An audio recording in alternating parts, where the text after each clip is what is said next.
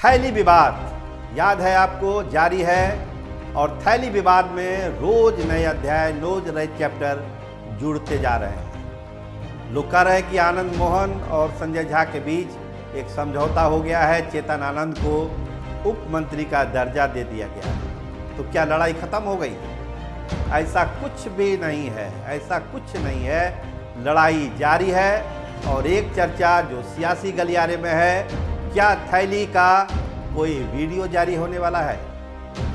ये लाख टके का सवाल है कि थैली का क्या कोई वीडियो भी है जो जारी करने की बात सत्ता के गलियारे में कही जा रही है। होगा नहीं होगा, या सारा चीज हवा बनाने की एक कवायद है, इस पर हम चर्चा करेंगे। आप देखना शुरू कर चुके हैं स्टार टीवी बिहार, मैं आपके साथ सरोज सिंह। देखिए, लड़ाई मूंछ की हो गई है, आसान लड़ाई नहीं है। आनंद मोहन ने जो एक चुनौती दी है कि अगर चेतन आनंद ने सरकार बचाई है तो सरकार वो चलाएंगे भी।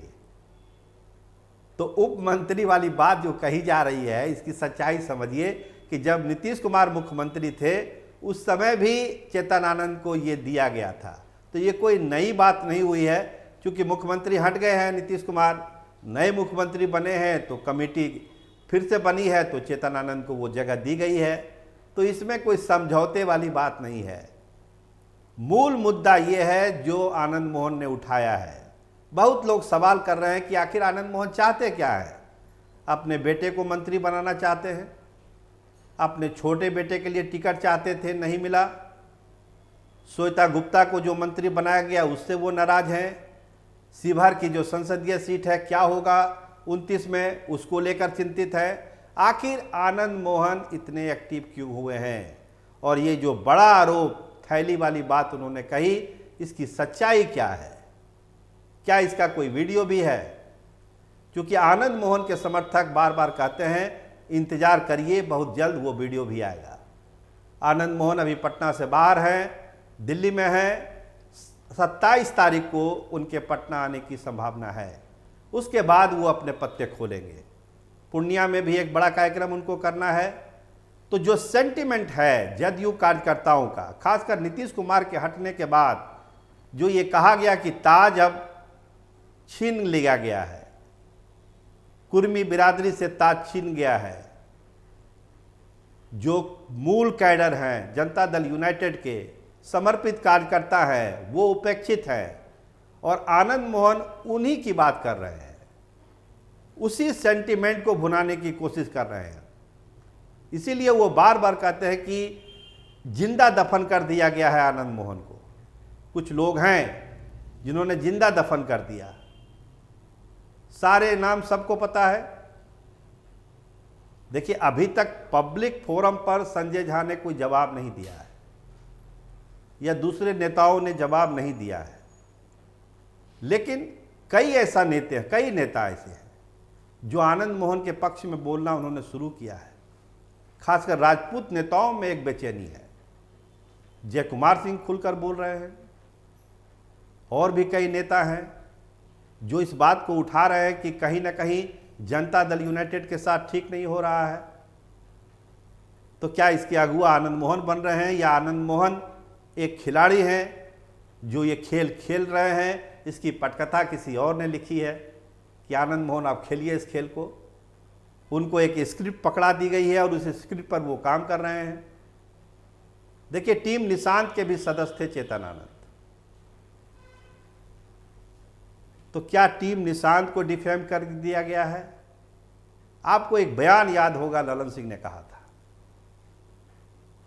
कि उत्तराधिकारी खुद चुना है नीतीश कुमार ने सम्राट चौधरी को। इसके क्या मतलब थे?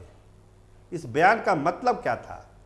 राजनीतिक ट्रांसलेशन करिए तो इसका मतलब यही है कि बीजेपी की कोई भूमिका इसमें बहुत ज़्यादा नहीं थी। नीतीश कुमार ने वीटो किया और सम्राट चौधरी बिहार के मुख्यमंत्री बन गए। तो क्या बीजेपी ने इसको सहर्ष स्वीकार कर लिया? क्या ये सच्चाई है? देखिए, ये मानने वाली बात नहीं है कि बीजेपी इतने बड़े स्टेटमेंट को स्वीकार कर लेगी।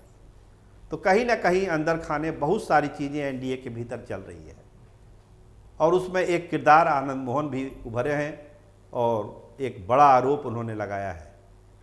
देखिए, वीडियो आएगा नहीं आएगा ये तो बात का चीज़ है, सही है गलत है या हवा बनाने के लिए सारी चीज़ें कही जा रही है। जब आनंद मोहन आएंगे 27 तारीख को पटना तब पता चलेगा।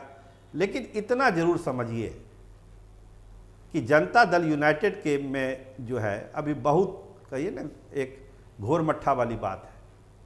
क्या होगा किसी को नहीं पता है, चीज़ें किधर जाएगी, बात बन जाएगी, बात एकदम बिगड़ जाएगी, कोई दावे के साथ ये नहीं कह सकता है।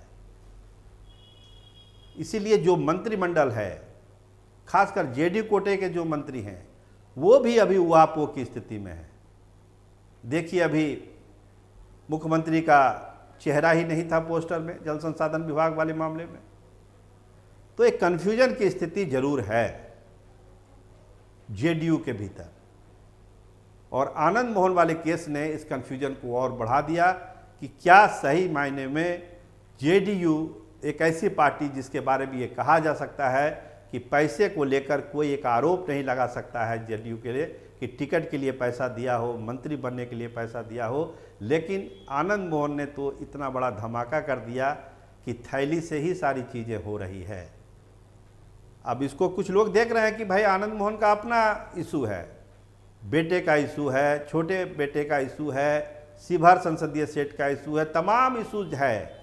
लेकिन जो मूल है बात है पार्टी में टिकट वितरण का, मंत्रिमंडल गठन का, क्या इसमें कहीं पैसे का कोई रोल है?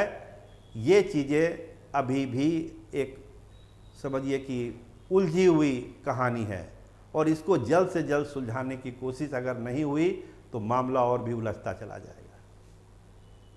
तो देखिए, अभी अगले 48 घंटे में जेडीयू की पॉलिटिक्स में क्या उठक पुठक होती है, आनंद मोहन आएंगे, वो क्या बोलते हैं, उनके आगे का क्या कार्यक्रम है। लेकिन एक जो गुस्सा है खासकर कुर्मी समाज में और अब तो राजपूतों में भी, तो क्या ये गुस्सा कहीं नुकसान जेडीयू को पहुंचा रहा है, इसका भी विश्लेषण जरूरी है। किसी अन्य प्रोग्राम में हम इस पर बात करेंगे। आप देखते रहिए स्टार टीवी बिहार। आपका बहुत धन्यवाद, आपका बहुत बहुत शुक्रिया।